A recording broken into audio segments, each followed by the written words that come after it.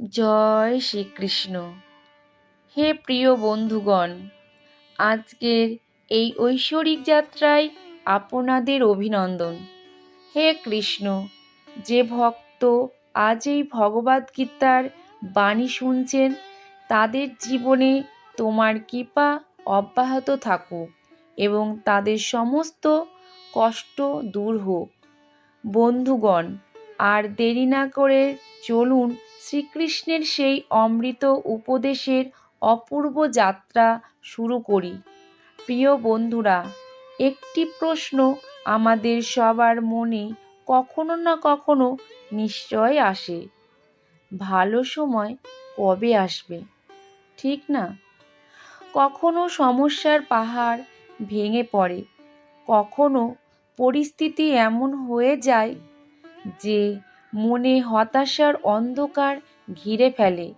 চারিদিকে শুধু অন্ধকার আর অন্ধকারই লাগে।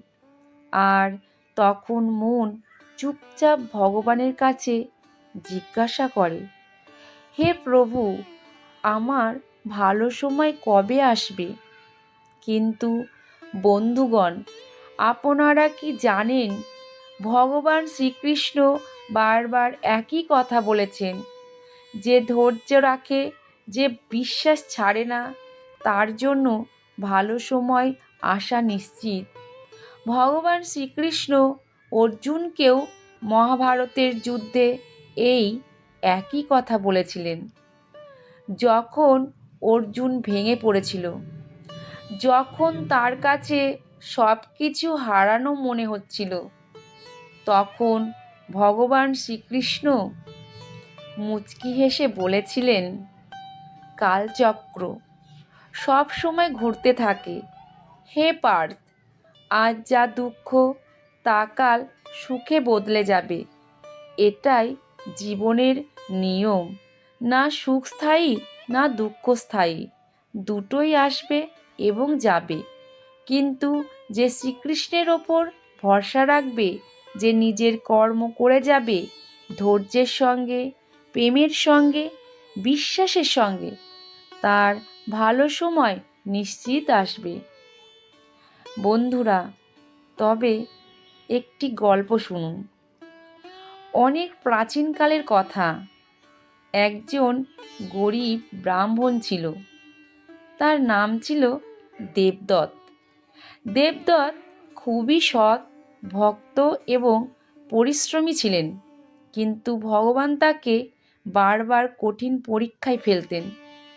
কখনো খাবার জুটত না, কখনো রোগে ঘিরে ধরত, কখনো অপমান সহ্য করতে হতো। লোকে তার ওপর হাসত, বলতো, আরে তোর ভগবান তোকে দেখেও না, ছেড়ে দে এই পূজা পাঠ। কিন্তু দেবদত্ত হাসত আর বলতো, ভগবান সব দেখছেন, আমার ভালো সময় অবশ্যই আসবে। আমি শুধু আমার ধর্ম পালন করে যাব। আর সত্যি একদিন গ্রামের ভয়ঙ্কর দুর্ভিক্ষ দেখা দিল। সবাই হাহাকার করছে, কিন্তু দেবদত্তের উঠোনে ভগবানের অলৌকিক কাণ্ড ঘটে গেল। একজন সাধু সেখানে এলেন। দেবদত্তের ওপর খুশি হয়ে তাকে এমন একটি বীজ দিলেন, যা অল্প জলেও ফল দেয়, ফুল ফোটে। দেবদত্তের জমি সবুজে ভরে গেল। যখন সবাই দুর্ভিক্ষে কষ্ট পাচ্ছিল, তখন দেবদত্ত, যাকে লোকে তাচ্ছিল্য করত, সেই গ্রামের রক্ষাকর্তা হয়ে উঠল।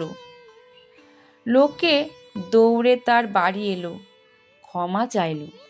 তখন দেবদত্ত বলল, আমি কখনো আশা ছাড়িনি, কারণ আমার বিশ্বাস ছিল আমার ভালো সময় অবশ্যই আসবে।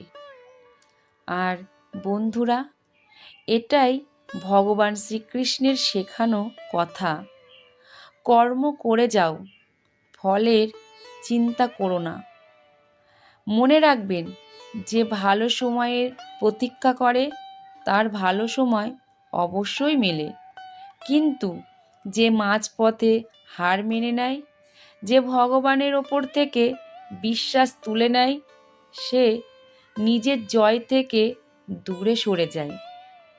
শ্রীকৃষ্ণ গীতায় স্পষ্ট বলেছেন, মামকম শরণমজ, অর্থাৎ শুধু আমার স্মরণে এসো, আমি তোমার সমস্ত পাপ হরণ করব, তোমাকে মুক্ত করব। তাই বন্ধুরা, যখনই জীবনে কঠিন সময় আসবে, যখনই মনে হবে সমস্ত পথ বন্ধ হয়ে গেছে, তখন চোখ বন্ধ করুন আর হৃদয় থেকে ডাকুন, হে কৃষ্ণ, আমি তোমার শরণে। দেখবেন তারপর এমন অলৌকিক ঘটনা ঘটবে যা আপনার কল্পনারও অতীত হবে। চলুন আরেকটি গল্প শুনুন। মহাভারতের সময় দ্রৌপদীর চির হরণ হচ্ছিল। দ্রৌপদী প্রথমে নিজের শক্তির ওপর, তারপর তার স্বামীদের ওপর ভরসা করেছিল। কিন্তু যখন সমস্ত দিক থেকে হার মানল, তখন সে দুহাত তুলে ডাকল, হে কৃষ্ণ, এখন তোমাকেই আসতে হবে। আর সেই মুহূর্তেই শ্রীকৃষ্ণ তার মায়ায় দ্রৌপদীর চির বাড়িয়ে দিলেন। দুঃশাসন টানতে টানতে ক্লান্ত হয়ে গেল, কিন্তু দ্রৌপদীর লজ্জা রক্ষা হলো। এটা আমাদের কি শেখায়? এটা আমাদের শেখায় যে যখন আমরা পূর্ণ নিষ্ঠার সঙ্গে কোনো সন্দেহ ছাড়াই ভগবানকে ডাকি, তখন তিনি দৌড়ে দৌড়ে আসেন। আমাদের ভালো সময় শুরু হয় ঠিক সেই মুহূর্ত থেকে, যখন আমরা শ্রীকৃষ্ণের হাতে আমাদের জীবনের দড়ি তুলে দিই। বন্ধুরা, যদি আজ আপনার সময় কঠিন হয়, যদি মনে হয় পথ শেষ হয়ে গেছে, তাহলে মনে রাখবেন, এখন শ্রীকৃষ্ণ আপনার জন্য কিছু ভালো তৈরি করছেন। এখন আপনার সংগ্রাম, আপনার তপস্যা, আপনার বিশ্বাস, সমস্ত কিছু মিলে একটি সুন্দর ভবিষ্যৎ গড়ছে। ভগবান বলেছেন, যে আমার ওপর অটল ভরসা রাখে, তাকে আমি কখনো পড়তে দিই না। তাই আমার প্রিয় বন্ধুগণ, যখন পরের বার মন উদাস হবে, চোখ ভিজে আসবে, তখন হাসবেন, কারণ ভালো সময় ঠিক আসতে চলেছে। নিজের মনকে বলুন, জয় শ্রীকৃষ্ণ, আমার সময় আসবে। আর বন্ধুরা, আমি আপনাদের হৃদয় থেকে বলছি, যদি এই কথাগুলো আপনার মনে একটু আশা জাগায়, তাহলে এই ভিডিওটি লাইক করুন, চ্যানেলটি সাবস্ক্রাইব করুন, যাতে এমন প্রেরণাদায়ক চিন্তার প্রবাহ অব্যাহত থাকে। আর হ্যাঁ, কমেন্টে জয় শ্রী রাধে কৃষ্ণ লিখে আপনার ভালোবাসা প্রকাশ করুন, কারণ যখন আমরা সবাই মিলে কৃষ্ণ প্রেমে এক হই, তখন জীবনও মধুর হয়ে ওঠে। এবার একটু ভাবুন, যদি অর্জুন শ্রীকৃষ্ণের ওপর ভরসা না করতেন, তাহলে কি তিনি মহাভারত জিততে পারতেন? যদি দ্রৌপদী শেষ মুহূর্তে হার মেনে নিতেন, তাহলে কি তার লজ্জা রক্ষা হতো? না। তাহলে আমরা কেন হার মানব? আমরাও শ্রীকৃষ্ণের সন্তান, আমরাও সেই প্রেম, সেই শক্তি নিয়ে চলি। আমাদের শুধু বিশ্বাস রাখতে হবে, আমার ভালো সময় আসবে। আর যখন সেই সময় আসবে, তখন আপনি নিজেই বলবেন, জয় হোক শ্রীকৃষ্ণের। যা কিছু হয়েছে আমার ভালোর জন্যই হয়েছে। তাই আজ থেকে নিজের সঙ্গে প্রতিজ্ঞা করুন, কোনো দুঃখ, কোনো কঠিন পরিস্থিতিতে কোনো বাধা আমাকে আমার বিশ্বাস থেকে টলাতে পারবে না। আমি শ্রীকৃষ্ণের ওপর পূর্ণ ভরসা রাখব, কারণ আমার ভালো সময় ঠিক আসতে চলেছে।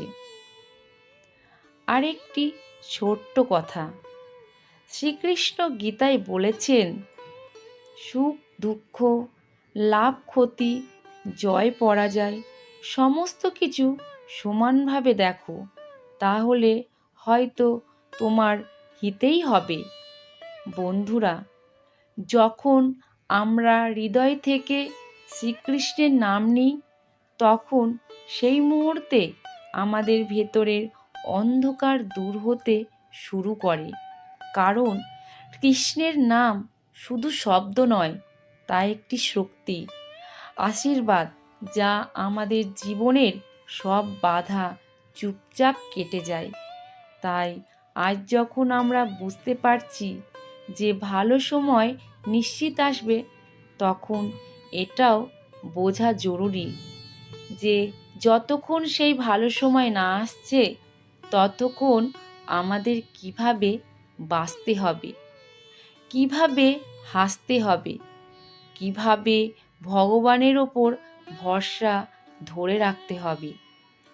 শ্রীকৃষ্ণ গীতায় অর্জুনকে বলেছিলেন, হে অর্জুন, তুমি তোমার কর্ম করো, আর যে ফলই আসুক তাকে আমার প্রসাদ মনে করে গ্রহণ করো। ভাবুন বন্ধুরা, যদি আমরা প্রতিটি পরিস্থিতিকে ভগবানের প্রসাদ মনে করি, তাহলে দুঃখেও আমরা আনন্দ খুঁজে পাব, কঠিন পরিস্থিতিতেও আশীর্বাদ দেখতে পাব। জয় শ্রীকৃষ্ণ, জয় রাধা মাধব, রাধে রাধে।